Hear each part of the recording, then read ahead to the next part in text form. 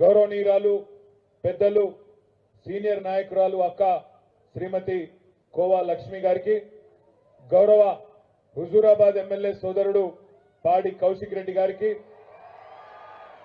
Kaushik fans మీరంతా హుజూరాబాద్కి వెళ్ళి వచ్చినా ఇక్కడ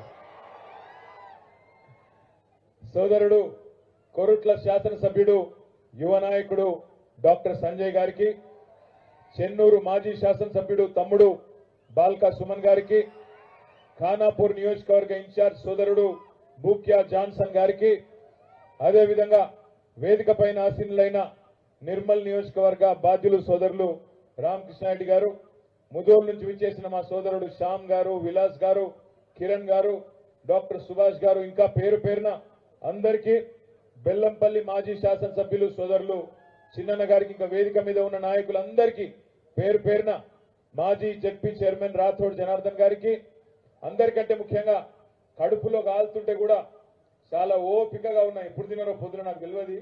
నేను కూడా పొద్దున 7:30 గంటలకు వెళ్ళిన హైదరాబాద్కి వెళ్ళి, మాకు రామన్న బువ్వ పెట్టిండో లేదో కూడా తెలియదు. ఇప్పుడు వేదిక ముందు కడుపులో కాలుతుంటే కూడా ఓపికగా ఉన్న మా ఆడబిడ్డలకు, అన్నదమ్ములకు, పత్రికా మిత్రులకు తల వంచి మీ అందరికీ కూడా హృదయపూర్వకంగా నమస్కారాలు, ధన్యవాదాలు.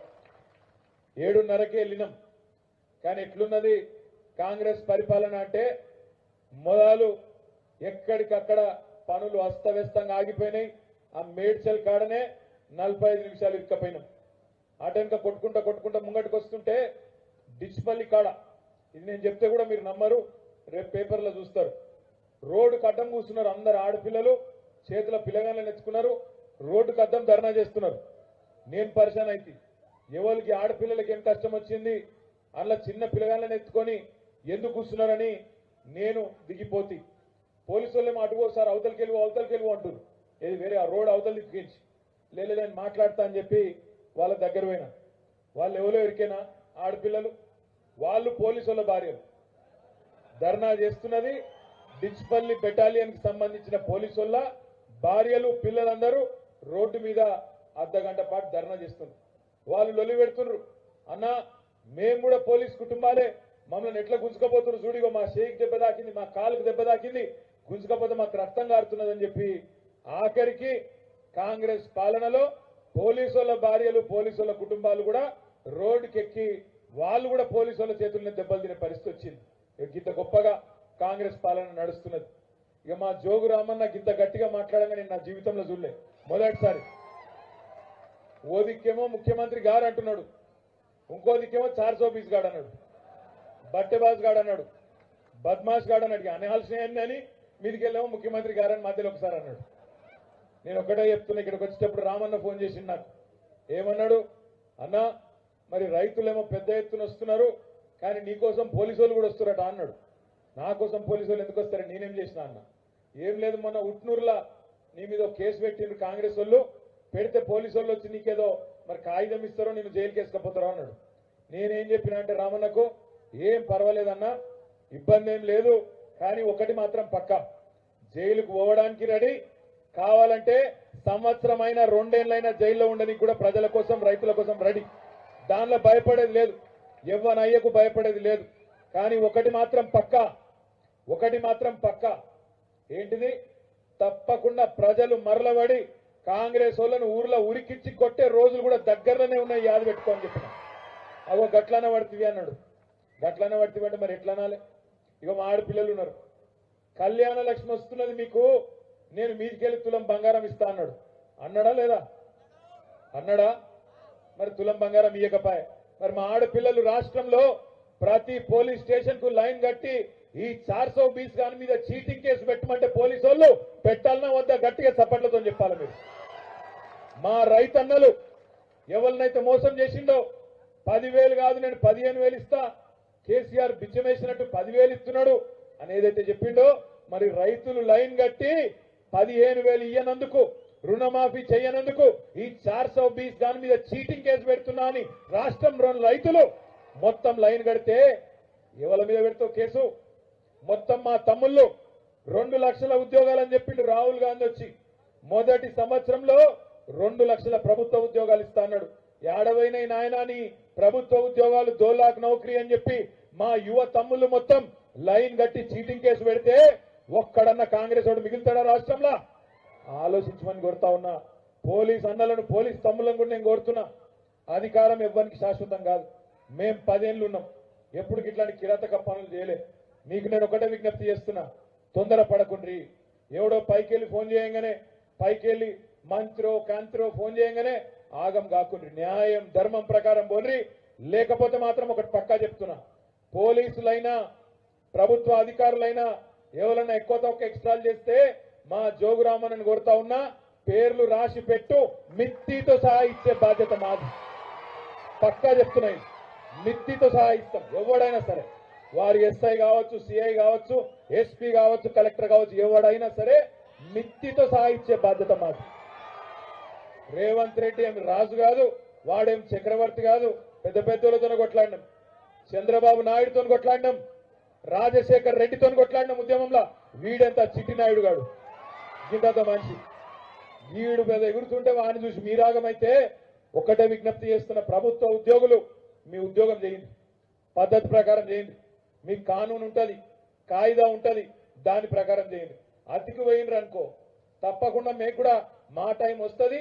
వచ్చినాక నేను చెప్పినట్టు మిత్తితో సహా ఇస్తాను. నేను ఉత్తగానే చెప్తాను, నీ మాట బాధగా చెప్తున్నా, బాధతో చెప్తున్నా.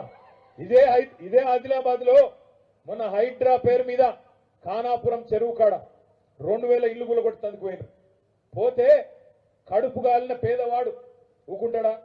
నీ గవర్నమెంట్, కాంగ్రెస్ గవర్నమెంట్ ఉన్నప్పుడే వాళ్ళకి పట్ట కాయిదాలు ఉన్నాయి. నీ కాంగ్రెస్ గవర్నమెంట్ లోనే పర్మిషన్లు వచ్చినాయి. నీ కాంగ్రెస్ గవర్నమెంట్ లోనే నల్ల కనెక్షన్. నీ కాంగ్రెస్ అన్ని ఇందిరమ్మ ఇండ్లు నల్ల మీదికెళ్ళి. మరి ఆ ఇండ్లు గులగొడతా అంటూ ఊకుంటాడా? ఒక ఆయన భూమన్ గంగన్న కదా, ఆయన పేరేంది, బొడిగం గంగన్న అని ఒక పెద్ద మనిషి. ఆవేశం వచ్చింది, 4 తిట్లు తిట్టిండు. ఇప్పుడు మా జనార్దన్ అన్న అన్నట్టు, మా భూమన్ అన్నట్టు, మా సాజిద్ భాయ్ అన్నట్టు ఆయనకు కూడా ఆవేశం వచ్చింది. 4 మాటలు మాట్లాడిండు. ఇలుగుల కొడతా అంటే ఊకుంటాడు ఎవడన్నా? మరి కూల కొడతా అంటే ఊకోక ఒక మాట అంటే ఒక గాయన మీద కేసు పెట్టిరు. గాయన మీద కేసు పెట్టి ఆయన జైల్లో పెడతారట. నాకు తెలియక అడుగుతా, ఎవరిని పెట్టాలి జైల్లో? 100 రోజుల్లో అన్ని చేస్తా అని చెప్పి తప్పించుకున్న లుచ్చాగాలని పెట్టానా, లేకపోతే పేదవాళ్ళని పెట్టానా ఆలోచించమని చెప్పి నేను కోరుతున్నా. 100 రోజుల్లో 600 అయినా 100 రోజుల్లో అన్ని ఇస్తాం, అల్లం ఇస్తాం, బెల్లం ఇస్తాం అని అన్ని అడ్డమైన మాటలు చెప్పి ఇవాళ రైతులను మోసం చేస్తున్న లుచ్చాగాళ్ళు, వాళ్ళని పెట్టాలి జైళ్ళలో. వాళ్ళ మీద పెట్టాలి చీటింగ్ కేసులు. అంతేగాని రైతుల మీద పెడతా, గరీబ్ గాళ్ళ మీద పెడతా, ఇష్టం వచ్చినట్టు మా మీద పెడతా, వీళ్ళ మీద పెడతా అంటే ఊకున్న తందుకు ఎవరు సిద్ధంగా లేదు. ఒక మాట మాత్రం పక్కా, మీకు పక్కనే ఉన్నది మహారాష్ట్ర. నవంబర్లో ఎలక్షన్ ఉంది. ఇక్కడ మీ అందరికీ మహారాష్ట్రలో చుట్టాలు ఉంటారు, ఉన్నారా? మీరు సగం మంది మరాఠీ మాట్లాడతారా? మాల మరాఠీ ఏత్నాయి ఉన్నారా? ఇక్కడ మహారాష్ట్రలో మీకు చుట్టాలు ఉంటారు, దోస్తులు ఉంటారు. ఈ కాంగ్రెస్ లుచ్చగాల సంగతి వాళ్ళకు మాత్రం చెప్పురు జరా. అక్కడ కూడా మోసం జరుగుతుంది, లేకపోతే అక్కడ కూడా ఇదే కాంగ్రెస్ వాళ్ళు మళ్ళా మోసం చేసే ప్రయత్నం చేస్తారు. వాళ్ళకి చెప్పండి, ఇగో మేము మోసపోయినవరా నాయన, 100 రోజుల్లో అన్ని చేస్తామన్నారు. 100 రోజుల్లో మొదటి రోజు రుణమాఫీ, 100 రోజుల్లోనే మొత్తం 10,000 15,000 అవుతుంది. కౌలు రైతులకు వస్తాయి, పైసలు రైతు కూలీలకు వస్తాయి. ఇదైతుంది, అదైతుంది, తులం బంగారం వస్తుంది, ముసలోళ్ళకు 2,000 4,000 అవుతుంది. అన్ని కథలు చెప్పి ఓట్లు వేయించుకొని జోగు రామన్న లాంటి మంచి మనిషిని ఓడగొట్టుకొని పోగొట్టుకొని ఇలా బాధపడుతున్నాం. తప్పకుండా పక్కనే ఉండే మహారాష్ట్రలో ఉండే దోస్తులకు చెప్పండి, ఈ కాంగ్రెస్ లుచ్చగల్ల కోట్లేస్తే మళ్ళా మోసం జరుగుతుందనే మాట గట్టిగా చెప్పాలని కోరుతా ఉన్నా. ఇంకొక మాట కూడా నేను మీకు విజ్ఞప్తి చేస్తా ఉన్నా. ఇవాళ ఈ పోరాటం అనేది ఈ రోజుతో అయిపోయేది కాదు, ఆరిపోయేది కాదు. అక్షర క్రమంలో ముందున్నది ఆదిలాబాద్. ఆనాడు తెలంగాణ ఉద్యమంలో ముంగడున్నది ఆదిలాబాద్. బొరాజ్ చెక్ పోస్ట్ కాడ నాకు యాదుకున్నది. సడక్ బంధు వంట వార్పు చేస్తే నేను వచ్చిన రోజు బొరాజ్కు మా రామన్న గారు మనందరం కూడా ఇక్కడనే రోడ్ల మీద వండుకొని తిన్నాం తెలంగాణ ఉద్యమంలో. మీ అందరు నేను కోరేది ఒకటే, ఇలా ఆదిలాబాద్ లో అగ్గి అంటుకున్నది. నేను వీటికి వస్తుంటే ముఖ్రా కాడ ఆపిండ్రు, మా అనిల్ జాదవ్ నాయకత్వంలో ఆ ముఖ్రా ఊరు కాడ ఆపిండ్రు. ఆపితే నేను అడిగిన వాళ్ళని, అక్కడ మీనాక్షి గారని సర్పంచ్ ఉంటుంది, మా అనిల్ అన్న ఎమ్మెల్యే. ఆ మీనాక్షిని అడిగిన, అమ్మ మీరు మొన్న ఒక అద్భుతమైన పని చేసిండ్రు, మీకు ఆడికెళ్ళి వచ్చింది ఈ ఆలోచన అన్న. లేదన్నా మా రైతులే చెప్పిండ్రు అన్నది. ఏం చేసిండ్రు ఎరికేనా? ముఖ్యరావులు వాళ్ళు మొత్తం పోస్ట్ కార్డులు కొనుక్కున్నారు. పోస్ట్ కార్డు ఎంత ఉన్నది? 50 పైసల. 50 పైసల పోస్ట్ కార్డు కొన్నారు. రాహుల్ గాంధీకి ఉత్తరం పెట్టింది. రాహుల్ గాంధీ, నువ్వు నీ కాంగ్రెస్ చేసిన లుచ్చ పనులు లుచ్చ మాటలు విని నమ్మినం, మోసపోయినాం. 100 రోజులు అన్నావు, 300 రోజులు ఒడిసింది. ఎప్పుడు ఇస్తావు రాబాయ్? నీ రైతు రుణమాఫీ ఎప్పుడు చేస్తావు? రైతు భరోసా ఎప్పుడు ఇస్తావు? 4000 పింఛన్ ఎప్పుడు ఇస్తావు? తులం బంగారం ఏడవాయ్? స్కూటీ ఏడవాయ్? 10,000, 15,000, 25,000, లక్ష, 5 లక్షల విద్యా భరోసా కార్డు ఏడవైనా ఇవన్నీ నీ 420 హామీలు అని చెప్పి మొత్తం ముక్రా గ్రామం వాళ్ళు పోస్ట్ కార్డు ఉద్యమం స్టార్ట్ చేసిర్రు.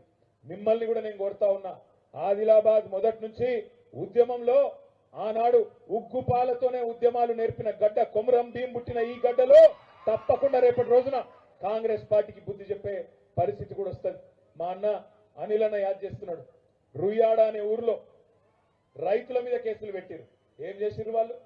మీరు రుణమాఫీ చేస్తాను మోసం చేస్తే ఆ మోసాన్ని నిరసిస్తూ దిష్టిబొమ్మ గాలబెట్టిరు.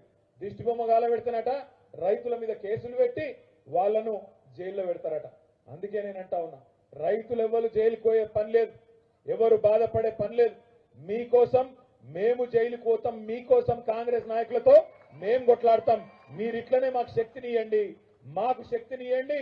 కేసీఆర్ గారి నాయకత్వంలో తెలంగాణ ఉద్యమంలో ఎట్లయితే కొట్లాడినామో రేపు కూడా అట్లే కొట్లాడతామనే మాట నేను మీకు విజ్ఞప్తి చేస్తా ఉన్నా. అదే విధంగా ఒక్క కాంగ్రెస్ వాళ్ళే కాదు, అంతకంటే పెద్ద జుములాగాళ్ళు, మోసగాళ్ళు బీజేపీ వాళ్ళు.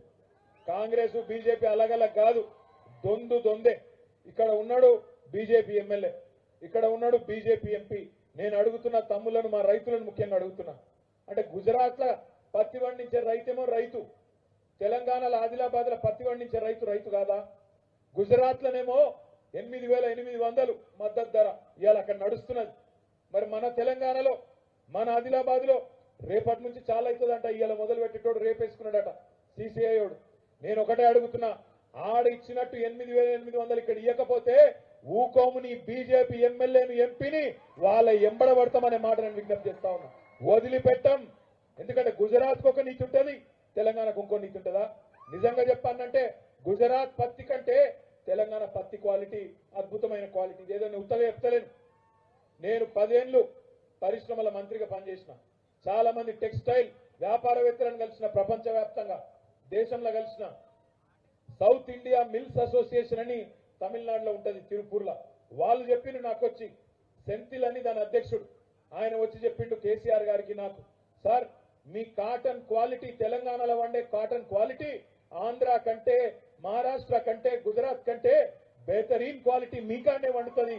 మీ ఆదిలాబాద్ లో, మీ వరంగల్, మీ నిజామాబాద్ లో వండుతుంది. తప్పకుండా దీన్ని బ్రాండింగ్ చేయండి, మంచిగా ప్రమోట్ చేయండి, రైతుకు లాభం అవుతుంది, పరిశ్రమలు వస్తాయి, జిన్నింగ్ వాళ్ళు, స్పిన్నింగ్ వాళ్ళు అందరికీ లాభం అవుతుందని చెప్పి వాళ్ళు చెప్తే మేము తనలాడినాం. అందుకే అంటున్నా, గుజరాత్ లో 8,800 ఇస్తున్న బీజేపీ నాయకులారా, ఇక్కడ కూడా ఖచ్చితంగా ప్రతి రైతుకు తప్పకుండా 8,800 ఇయ్యాలే. ఇయ్యకపోతే ఊకం. రైతు భరోసా ఇయ్యనందుకు, రుణమాఫీ చేయనందుకు కాంగ్రెస్ ఎంబడెట్లయితే పడతామో ఇక్కడ కూడా పత్తి రైతుల విషయంలో అదే తీరుగా బీజేపీ మీద కొట్లాడదాం. ఇంకొక మాట కూడా నేను అడుగుతున్నా, ఇక్కడనే సిసిఐ ఉన్నది, సిమెంట్ కార్పొరేషన్ ఆఫ్ ఇండియా. ఏం చెప్పిండ్రు బీజేపీ వాళ్ళు? 5 ఏళ్ల కిందనే చెప్పిండ్రు, మా ఓటేయింద్రి, గెలిపింద్రి, మేం చాలు చేస్తామన్నారు. అయిందా చాలు? సిమెంట్ కార్పొరేషన్ ఆఫ్ ఇండియా చాలైందా? మోడీ గారి ప్రభుత్వం, అమిత్ షా గారు మాట ఇచ్చిండ్రు, ఇక్కడ పోటీ చేసిన ఎంపీ మాట ఇచ్చిండు, మొన్న పోటీ చేసిన ఆయన కూడా చెప్పిండు, ఎమ్మెల్యే చెప్పిండు, కానీ ఇంతవరకు ఏమీ లేదు. అందుకే నేను అనేది, మోడీ చెప్పిన 15 లక్షలు రాలే. भाइयों बहनों मित्रों 15 लाख जन धन खोलो, धन धन डालता हूं. అయిందా? వాని 15 लाख రాలే, వీని 15,000 రాలే. అందుకే నేను అంటున్నా, అక్కడనేమో ఢిల్లీలో ఒక జుమ్లా ప్రధానమంత్రి, ఒక జుమ్లా పీఎం, ఇక్కడ హైదరాబాద్ గల్లీలో ఒక హౌలా సీఎం. అక్కడ జుమ్లా పీఎం, ఇక్కడ ఒక హౌలా సీఎం. ఎందుకంటే ఈయన మాట్లాడినన్ని మాటలు ఒకటి రెండు కాదు. బీసీ సోదరులకు చెప్పిండు 42% రిజర్వేషన్ ఇస్తా అన్నాడు పంచాయతీ ఎన్నికల్లో, అదేవిధంగా జిల్లా పరిషత్ ఎన్నికల్లో. అయ్యిందా? సంవత్సరం అయ్యింది, కాలే. బీసీ సబ్ ప్లాన్ అన్నాడు, 20,000 కోట్లు సంవత్సరానికి ఇస్తా, 5 ఏళ్లలో 1,00,000 కోట్లు ఇస్తా అన్నాడు. బీసీలకు పెడుతున్నాడా? లేదు. ఒకటి కాదు, మైనారిటీ డిక్లరేషన్ అన్నాడు, ఎస్సీ డిక్లరేషన్, ఎస్టీ డిక్లరేషన్, మహిళా డిక్లరేషన్, యువజన డిక్లరేషన్, విద్యార్థి డిక్లరేషన్, ఏ వర్గాన్ని ఇడిచిపెట్టలే, అందరినీ మోసం చేసిండు. అందుకే నేను అంటున్నా, ఇంకా 3 ఏళ్లు టైం ఉంది. ఆఖరి సంవత్సరం ఎట్లాగో ఎలక్షనే. ఈ 3 ఏళ్లు ఈ రోజు మీరు ఆదిలాబాద్ లో మాకు తొవ్వ చూపెట్టిండ్రు. ఎట్లా కొట్లాడాలనో తెలంగాణ మొత్తానికి ఇలా ఆదిలాబాద్ లో ఈ పోరుబాట, రైతు పోరుబాట తొవ్వ చూపెట్టింది. నేను జోగు రామన్న గారిని, అనిల్ జాదవ్ గారిని, లక్ష్మక్కను, మా జిల్లా నాయకత్వాన్ని మనస్ఫూర్తిగా గట్టిగా చప్పట్లతో రైతుల తరఫున అభినందించాలని చెప్పి నేను కోరుతా ఉన్నా. ఎందుకంటే ఇవాళ మీరు మొదలుపెట్టిన ఈ పోరాటం రుణమాఫీ జరిగేదాకా, రైతు భరోసా పేరు మీద తప్పకుండా మన పైసలు మనకు వచ్చేదాకా, మనకు హక్కుగా రావాల్సిన రైతు బీమా, అదే విధంగా అన్నిటికన్నా ముఖ్యంగా కోతలు స్టార్ట్ అయినాయి.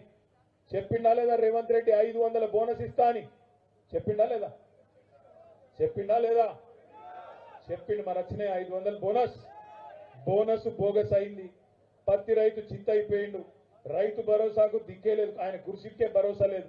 ఏం రైతు భరోసా? అదే విధంగా రుణమాఫీ కాదు. అందుకే రైతుల కల్లాల కాడికి మనమే పోదాం. గ్రామ గ్రామాన రైతులు ఇంతకుముందు జనార్దన్ అన్న మాట్లాడినట్టు, భూమన్న మాట్లాడినట్టు కల్లాల కాడికి పోదాం. అక్కడ రైతులతోని ప్రభుత్వానికి కదులను, అక్కడ ఉండే అధికారులను అడిగిపిద్దాం. ఏమైంది మరి నీ బోనస్? ఏడవాయని 500 అడుగుదాం, నిలదీద్దాం. 8800 పత్తి రైతులకు రాకపోతే అక్కడనే కొనుగోలు కేంద్రాల కాడనే, పత్తి కేంద్రాల కాడనే మనమే పోదాం. ఇదే గులాబీ కండువా వేసుకొని, ఇదే పచ్చ కండువా వేసుకొని పోదాం, నిలదీద్దాం. భారత రాష్ట్ర సమితి మాత్రమే కాదు, BRS అంటే భారత రాష్ట్ర సమితి కాదు, భారత రైతు సమితి అనే విధంగా రైతుల పక్షాన ఉండి గట్టిగా కొట్లాడదాం. ఇప్పుడే మొదలైంది పోరాటం. ఇంకొక 4 వద్దులైతే సంవత్సరం నిండుతుంది. ఇక సంవత్సరికం కూడా పెట్టేది ఉన్నది. వీళ్ళకు తప్పకుండా తొలి మాసికం కూడా పెట్టేది ఉన్నది. తప్పకుండా వాళ్ళకి ఆ రోజు కూడా వస్తుంది. మీ అందరితో నేను కోరేది ఒకటే, ముగించే ముందు, ఈ రోజు అద్భుతంగా ఆదిలాబాద్ లో రైతన్న కోసం మా జోగు రామన్న కదిలిండు. రేపటి రోజున అనిల్ అన్న, జాన్సన్, లక్ష్మక్క, నిర్మల్లో, అదే విధంగా ముదోల్లో మన పార్టీ నాయకత్వం ఎక్కడోళ్ళం అక్కడ పూర్వ ఆదిలాబాద్ జిల్లాలో బ్రహ్మాండంగా కదులుతాం. రాష్ట్రమంతా కూడా తప్పకుండా ఈ కాంగ్రెస్ పార్టీ దిగొచ్చేదాకా, కాంग्रेस पार्टी की बुद्धि दाका इड़सी पेटम। आखिरी में मैं एक चीज कहना चाहता हूं हमारे भाइयों से, बहनों से। आदिलाबाद जैसी शहर, हमारे तेलंगाना जैसे रियासत, जहां पे अमन, भाईचारा, खुशहाली के साथ पिछले 10 साल केसीआर साहब के सदारत में, जब केसीआर साहब हमारे वजीर आला थे, हमारे चीफ मिनिस्टर थे, किस कदर हम लोग साथ थे आपको याद है। केसीआर ने कभी भी मजहब के नाम पे सियासत नहीं किया, इंसान को इंसान की तरह देखा, हर किसी को साथ लेके चले केसीआर। केसीआर साहब एक ही चीज में विश्वास रखते थे, कभी मखदूम मयूद्दीन ने कहा, हयात लेके चलो, कायनात लेके चलो, चले तो चलो, सारे जमाने को साथ लेके चलो। गरीब को गरीब की तरह देखा केसीआर ने, इंसान को इंसान की तरह देखा, कभी मुस्लिम कभी हिंदू ऐसे नहीं देखा। इसलिए हमारे हिंदू बहन को अगर कभी बतुकम्मा के दौरान साड़ी दिया तो हमारे मुस्लिम बहन को रमजान के वक्त तोहफा दिया, हमारे क्रिश्चियन बहन अगर है तो उनको क्रिसमस गिफ्ट दिया। वैसे ही पिछले 10 साल में अमन और भाईचारे के साथ हर जगह भाई भाई के साथ हर किसी को मजबूत करने की कोशिश हमने की।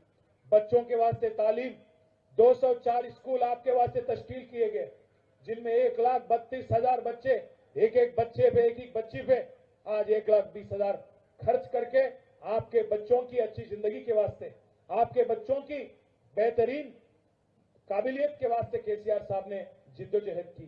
मैं भाइयों से बहनों से गुजारिश करता हूं, आप बहक ना जाओ, कांग्रेस के बातों में, बीजेपी के बातों में ना जाओ।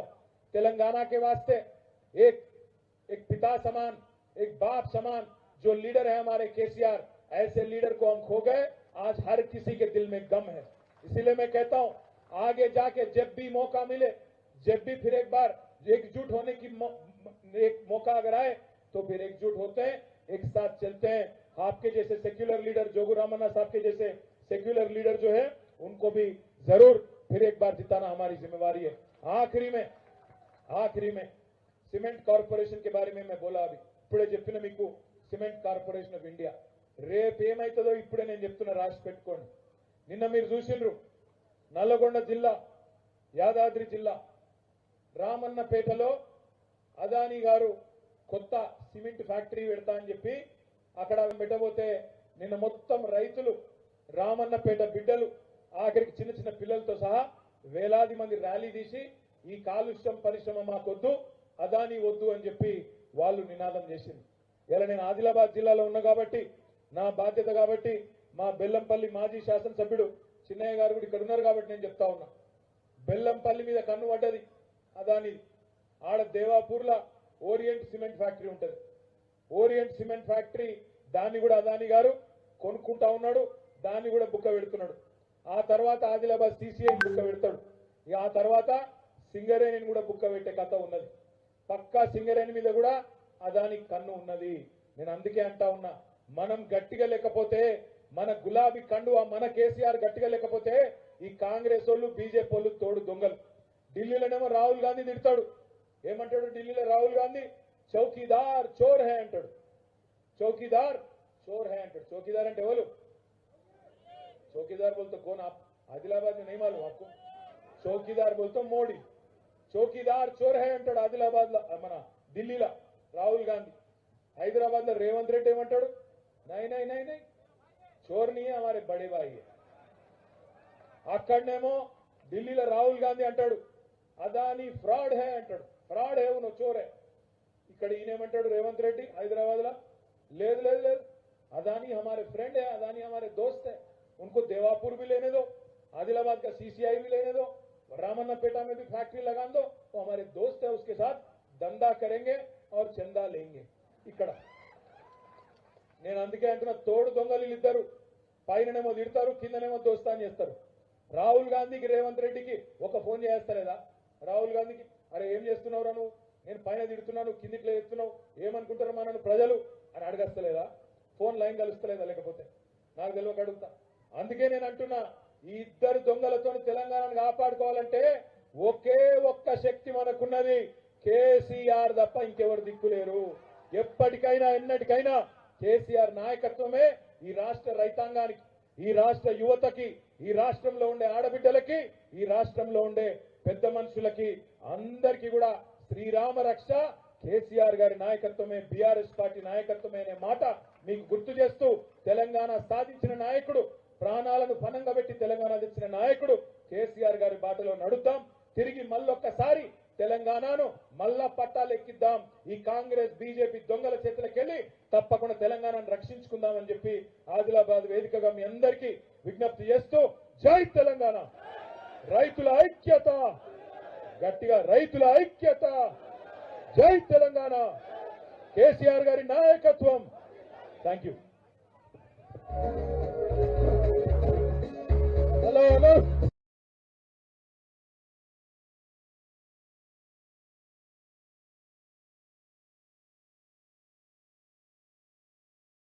अब कंफ्यूजन को करो bye bye Axis Nifty 100 index fund के साथ।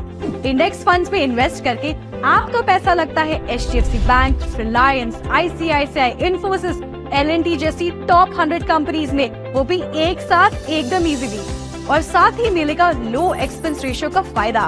एक्सिस निफ्टी 100 इंडेक्स फंड, आज ही इन्वेस्ट कीजिए। Mutual fund investments are subject to market risk. Read all scheme related documents carefully.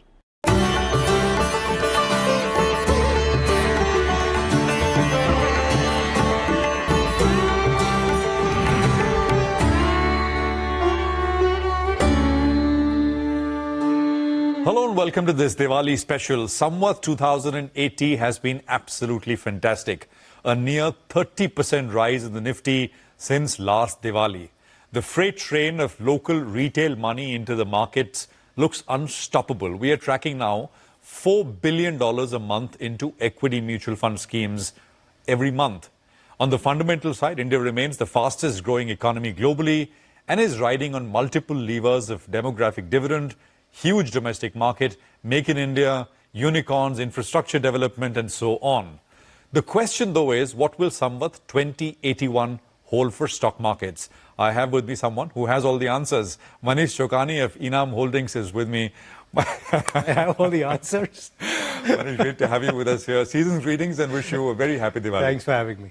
I want to start by, and we'll get to the answers later, Sure. but just, something which is going on, which is This FII is selling what we've seen. I just want to start with that. What's going on? I mean, it's been almost $8 billion month to date. It's the fourth largest episode of outflow from foreigners ever. A bit like 2008, except the base is very different. Much larger. We're three and a half times of Absolutely. that time. And also the fact that there's a lot of domestic money, otherwise this would have been a deeper correction. Yeah.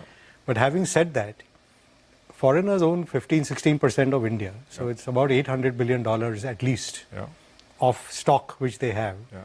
So they've sold 10 billion. It's like poor chaps have traded 1% of what they hold.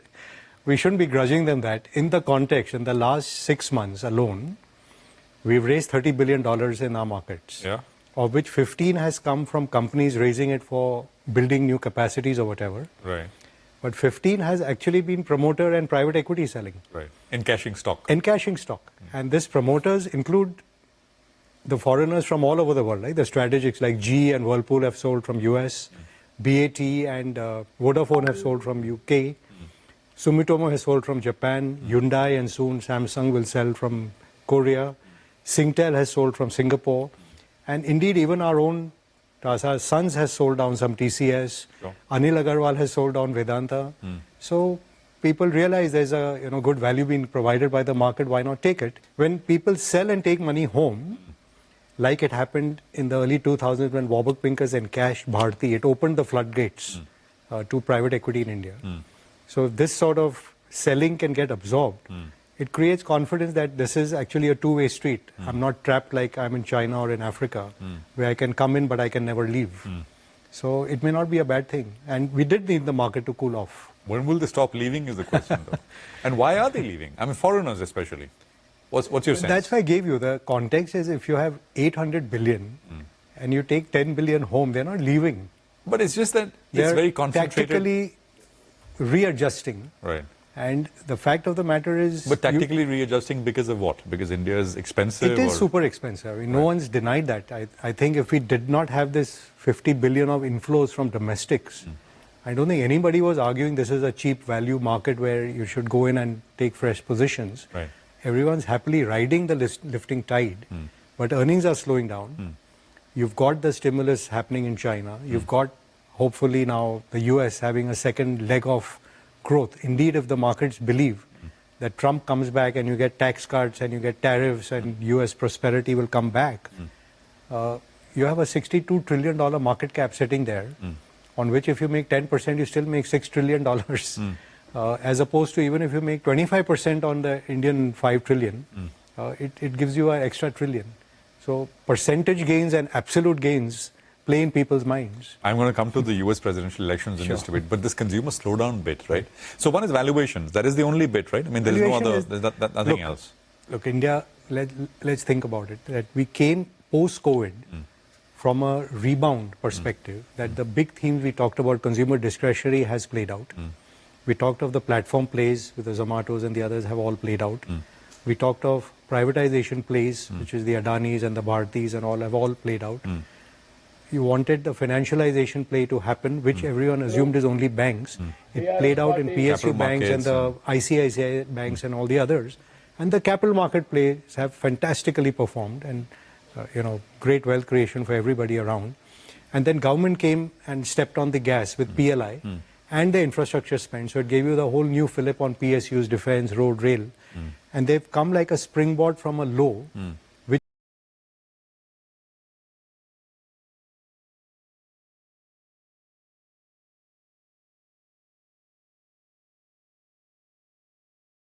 గౌరవనీయురాలు పెద్దలు senior నాయకురాలు అక్క శ్రీమతి కోవా లక్ష్మి గారికి గౌరవ Huzurabad MLA సోదరుడు పాడి కౌశిక్ రెడ్డి గారికి Kaushik fans మీరంతా హుజూరాబాద్కి వెళ్ళి వచ్చినా ఇక్కడ సోదరుడు కొరుట్ల శాసనసభ్యుడు యువ నాయకుడు డాక్టర్ సంజయ్ గారికి చెన్నూరు మాజీ శాసనసభ్యుడు తమ్ముడు బాల్కా సుమన్ గారికి ఖానాపూర్ నియోజకవర్గ ఇన్ఛార్జ్ సోదరుడు బూక్యా జాన్సన్ గారికి అదేవిధంగా వేదిక పైన ఆసీనులైన నిర్మల్ నియోజకవర్గ బాధ్యులు సోదరులు రామకృష్ణారెడ్డి గారు, ముదోల్ నుంచి విచ్చేసిన మా సోదరుడు శ్యామ్ గారు, విలాస్ గారు, కిరణ్ గారు, డాక్టర్ సుభాష్ గారు, ఇంకా పేరు పేరున అందరికీ బెల్లంపల్లి మాజీ శాసనసభ్యులు సోదరులు చిన్నన్న గారికి ఇంకా వేదిక మీద ఉన్న నాయకులందరికీ పేరు పేరున మాజీ జడ్పీ చైర్మన్ రాథోడ్ జనార్దన్ గారికి అందరికంటే ముఖ్యంగా కడుపులో కాలుతుంటే కూడా చాలా ఓపికగా ఉన్నాయి. ఎప్పుడు తిన్నారో పొద్దున నాకు తెలియదు.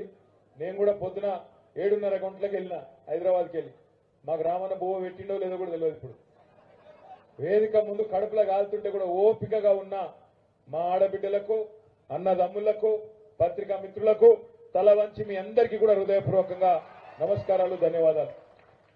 7:30కే వెళ్ళినాం. కానీ ఎట్లున్నది కాంగ్రెస్ పరిపాలన అంటే మొదలు ఎక్కడికక్కడ పనులు అస్తవ్యస్తంగా ఆగిపోయినాయి. ఆ మేడ్చల్ కాడనే 45 నిమిషాలు ఇరుక్కపోయినాం. అటెనక కొట్టుకుంటా ముంగటికి వస్తుంటే డిచ్పల్లి కాడ ఇది నేను చెప్తే కూడా మీరు నమ్మరు, రేపు పేపర్లో చూస్తారు. రోడ్డుకు అడ్డం కూర్చున్నారు అందరు ఆడపిల్లలు, చేతుల పిల్లగాళ్ళని ఎత్తుకున్నారు, రోడ్డుకు అడ్డం ధర్నా చేస్తున్నారు. నేను పరిశాన్ అయితే ఎవరికి ఆడపిల్లలకి ఏం కష్టం వచ్చింది అలా చిన్న పిల్లగాళ్ళని ఎత్తుకొని ఎందుకు కూర్చున్నారని నేను దిగిపోతి. పోలీసు వాళ్ళేమో అటుగో సార్ అవతలకి వెళ్ళి అంటారు. ఇది వేరే ఆ రోడ్ అవతల దిక్కించి లేదు నేను మాట్లాడతా అని చెప్పి వాళ్ళ దగ్గర పోయినా.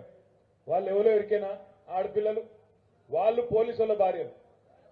ధర్నా చేస్తున్నది డిచ్పల్లి బెటాలియన్ కి సంబంధించిన పోలీసు వాళ్ళ భార్యలు, పిల్లలందరూ రోడ్డు మీద అర్ధగంట పాటు ధర్నా చేస్తున్నారు.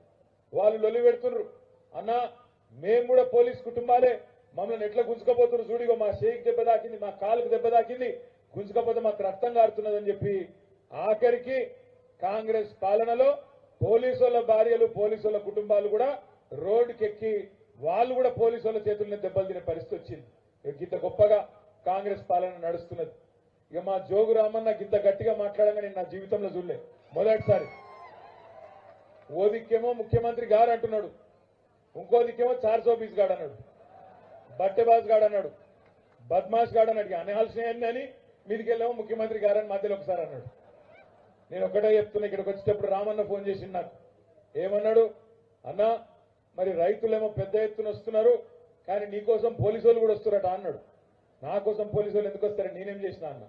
ఏం లేదు, మొన్న ఉట్నూరులా నీ మీద కేసు పెట్టిండ్రు కాంగ్రెస్ వాళ్ళు, పెడితే పోలీసు వాళ్ళు వచ్చి నీకేదో మరి కాగితం ఇస్తారో నేను జైలు కేసుకపోతారో అన్నాడు. నేనేం చెప్పినా అంటే రామన్నకు ఏం పర్వాలేదన్నా, ఇబ్బంది ఏం లేదు, కానీ ఒకటి మాత్రం పక్కా, జైలుకు పోవడానికి రెడీ, కావాలంటే సంవత్సరమైనా 2 ఏళ్లైనా జైల్లో ఉండడానికి కూడా ప్రజల కోసం రైతుల కోసం రెడీ. దానిలో భయపడేది లేదు, ఎవ్వనయ్యకు భయపడేది లేదు. కానీ ఒకటి మాత్రం పక్కా, ఏంటిది, తప్పకుండా ప్రజలు మరలబడి కాంగ్రెస్ వాళ్ళను ఊర్లో ఉరికిచ్చి కొట్టే రోజులు కూడా దగ్గరలోనే ఉన్నాయి, యాద పెట్టుకోని చెప్పిన. అవో గట్లనే పడుతుంది అన్నాడు. గట్లనే పడుతుంది అంటే మరి ఎట్లా అనాలి? ఇక మా ఆడపిల్లలు ఉన్నారు, కళ్యాణ లక్ష్మి వస్తున్నది మీకు, నేను మీదికెళ్ళి తులం బంగారం ఇస్తా అన్నాడు. అన్నాడా లేదా? అన్నాడా? మరి తులం బంగారం ఇయ్యకపాయే. మరి మా ఆడపిల్లలు రాష్ట్రంలో ప్రతి పోలీస్ స్టేషన్ కు లైన్ కట్టి ఈ 420 గాని మీద చీటింగ్ కేసు పెట్టమంటే పోలీసు వాళ్ళు పెట్టాలన్నా వద్దా గట్టిగా చప్పట్లతో చెప్పాలి మీరు. మా రైతన్నలు ఎవరినైతే మోసం చేసిండో 10,000 కాదు నేను 15,000 ఇస్తా, కేసీఆర్ బిచ్చమేసినట్టు 10,000 ఇస్తున్నాడు అని ఏదైతే చెప్పిండో, మరి రైతులు లైన్ కట్టి 15,000 ఇయ్యనందుకు, రుణమాఫీ చేయనందుకు ఈ 420 దాని మీద చీటింగ్ కేసు పెడుతున్నా అని రాష్ట్రం రైతులు మొత్తం లైన్ కడితే ఎవరి మీద పెడతావు కేసు? మొత్తం మా తమ్ముళ్ళు 2 లక్షల ఉద్యోగాలని చెప్పిండు రాహుల్ గాంధీ వచ్చి. మొదటి సంవత్సరంలో 2 లక్షల ప్రభుత్వ ఉద్యోగాలు ఇస్తా అన్నాడు. ఏడవైన నాయనాని ప్రభుత్వ ఉద్యోగాలు 2 లాఖ్ నౌకరీ అని చెప్పి మా యువ తమ్ముళ్ళు మొత్తం లైన్ కట్టి చీటింగ్ కేసు పెడితే ఒక్కడన్నా కాంగ్రెస్ వాడు మిగులుతాడా రాష్ట్రంలో? ఆలోచించమని కోరుతా ఉన్నా. పోలీస్ అన్నలను, పోలీస్ తమ్ములను కూడా నేను కోరుతున్నా, అధికారం ఇవ్వడానికి శాశ్వతం కాదు. మేం 10 ఏళ్ళు ఉన్నాం, ఎప్పుడు ఇట్లాంటి కిరాతక పనులు చేయలే. మీకు నేను ఒకటే విజ్ఞప్తి చేస్తున్నా, తొందర పడకుండ్రి. ఎవడో పైకెళ్ళి ఫోన్ చేయంగానే, పైకెళ్ళి మంత్రో కాంత్రో ఫోన్ చేయంగానే ఆగం కాకుండ్రి. న్యాయం ధర్మం ప్రకారం పోన్రి. లేకపోతే మాత్రం ఒకటి పక్కా చెప్తున్నా, పోలీసులైనా ప్రభుత్వ అధికారులు